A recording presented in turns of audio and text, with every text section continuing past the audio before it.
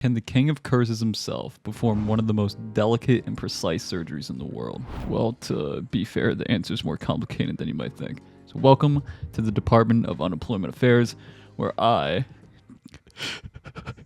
Lexity, answer the community's most pressing questions. Now, getting right into it, I can't say I'm the greatest judge of character, but on all of your lives, Ryomen would not do this out of the kindness of his heart. God knows why the fuck I said it like that, like I'm on a first-name basis with the guy. Who do I think I am? Regardless, in any normal situation, my boy would probably just pop domain on the single mother of 8, immediately turn her into a quadriplegic meat cube, right?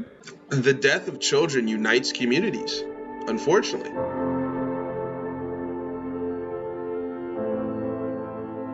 Unless the unborn child has potential to be his next vessel. Good God, I'm fucking cooking. But it's also just an outrageous idea. Sukuna pre-ordering vessels 9 months in advance like a low-rent symbiote. But that's the only way that I thought of that the patient's coming out of here alive. So, let's talk about Shrine.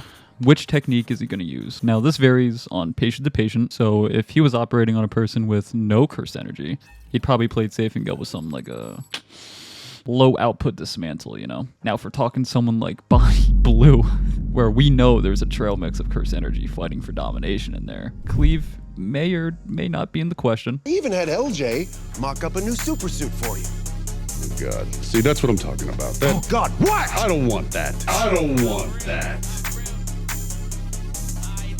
Sorry, that was insensitive. I know there's a better man deep inside of me.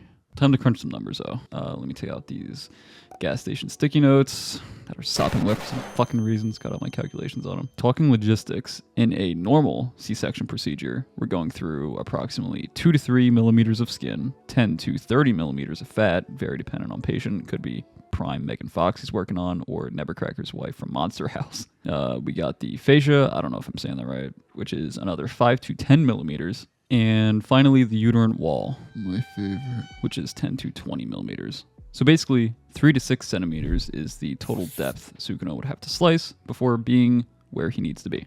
Unfortunately, Gege never published Sukuna's PSI charts for his curse technique, so we're really going to have to run with a series of uneducated guesses on this one. In terms of dismantle, the equation's theoretically going to look something like depth equals output divided by resistance, and you humans break so... Which honestly just makes the math irrelevant, because even the Goodwill Nickelodeon version of Dismantle is deleting the east wing of the hospital. Cleave. On paper, it's more precise. I'm sorry. I'm so sorry.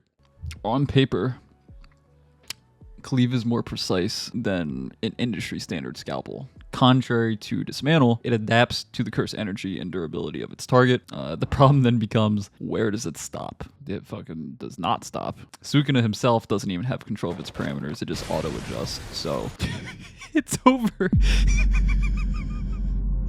It's over. Everyone's gonna die. Do you guys have any idea what that means? Can you even conceptualize what I'm trying to say here? There's no happy ending. Everyone perishes. You can pray to your imaginary god all you want, but what good is it going to do you when you're a rotting clump of cells in the hallway of the hospital that will inevitably be forgotten and return to the void, where the souls of the damned drag you into eternal oblivion and feast on your fears and regrets until the heat death of the universe resets the timeline and we're all reborn as obese pigs that get airgunned in the slaughterhouse when we step out of line? In conclusion, unless you're one of Bonnie Blue's cursed womb paintings, you're not surviving surgery with Sukuna. If you enjoyed, I don't know how to do this. Do whatever you want. I'll see y'all next time.